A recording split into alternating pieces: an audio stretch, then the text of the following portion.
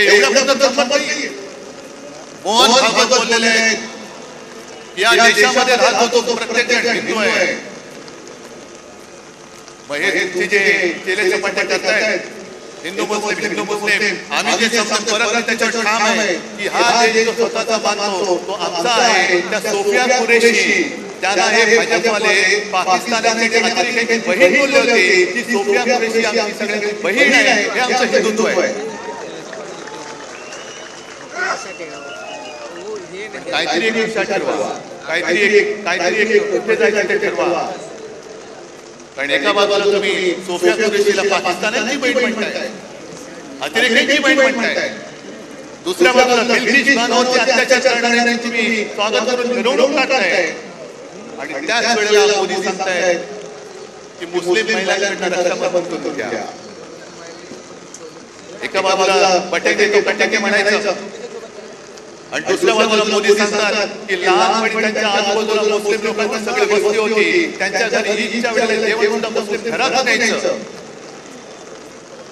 काय तुम्ही देशप्रेमी तरी आहात ना? नक्की तुम्ही हिंदू तरी आहात का? स्वतःचा तपासून घ्या, हिंदू म्हणून काय असतं ते आहे की नाही बघून घ्या।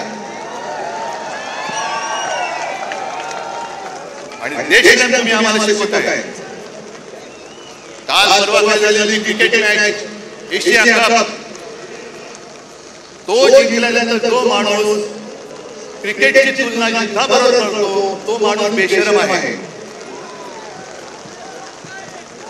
क्रिकेट आणि पाकिस्तान कशाला स्वतंत्र केली तुम्ही? ऑपरेशन सिंधू तुम्हीच आम्हाला सांगितलं ना की पेहलगाम मध्ये धर्म बघून धर्म विचारून गोळ्या घातल्या। हिंदू आहे घाल गोळी, हिंदू आहे घाल गोळी। एक तर तुमचं सरकार तिकडे 10 वर्ष बसले, तुमच्या देशामध्ये हिंदू सुरक्षित नाहीये। या देशामध्ये हिंदू धर्म विचारून गोळ्या घालणाऱ्या अतिरेक्यांच्या देशाबरोबर तुम्ही क्रिकेट खेळता म्हणजे बाप देशप्रेमाचं नाटक करतो, ढोंग करतो आणि पोरगा क्रिकेट खेळतो। ही तुमची घराण्याची एका बाजूला तुमची नाचलेली कुदलेली सगळी ढोंगी घराण्याशाही आणि दुसऱ्या बाजूला आमच्या ठाकरेंची घराण्याची परंपरा, ठाकरेंची घराण्याशाही ज्याचा मला अभिमान आहे। कशाला घराण्याशाही बोलता?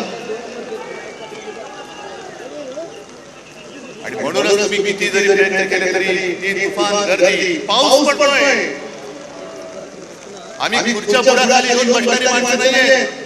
इकडे तर बघा खुर्ची असली काय नसली काय, खुर्ची आम्ही घेतो डोक्यावरती।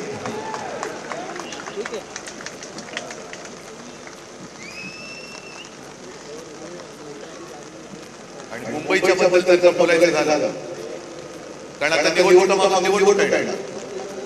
काल परवा जेव्हा मी शेतकऱ्यांच्या दौऱ्यावरती गेलो होतो, पाहणी त्यांच्याशी बोलत होतो, शेतकरी उद्विग्न नाही, रडतोय। आणि काही जण मला येऊन बोलत होते की साहेब तुमच्या काळात तुम्ही केलेली कर्तव्य तशी आम्हाला पाहिजे, तुम्ही आम्हाला परत हवे आहात। म्हटलं आता दादा त्याच्यामध्ये जाऊ नकोस, पहिलं तुला संकटातून बाहेर काढावं लागेल। पण एक वाक्य बोलून गेलं ते फार महत्वाचं आहे। म्हणून मी जी काल मागणी केली लाडक्या बहिणीबाबत ती त्याच्यासाठी केलेली। निवडणूक आल्यानंतर महिलांच्या अकाउंटमध्ये 1,500 रुपये टाकले गेले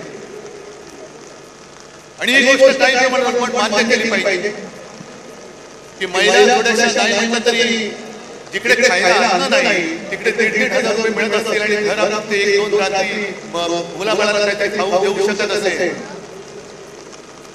तर महिला थोड्याशा नाही म्हटलं तरी अरे हे बरं चाललंय। पण तो शेतकरी बोलला की साहेब ही भाजपची अवलाद आहे ना, ही आता पगारी मतदार तयार करते, पगारी मतदार। आपल्याला महाराष्ट्राने ठरवायचंय की आपण भाजपचे पगारी मतदार होणार की स्वाभिमानी मतदार व्हायचंय, हे आता तमाम महिलांनी ठरवायचंय। कारण पंतप्रधान तिकडे बसले आज माझी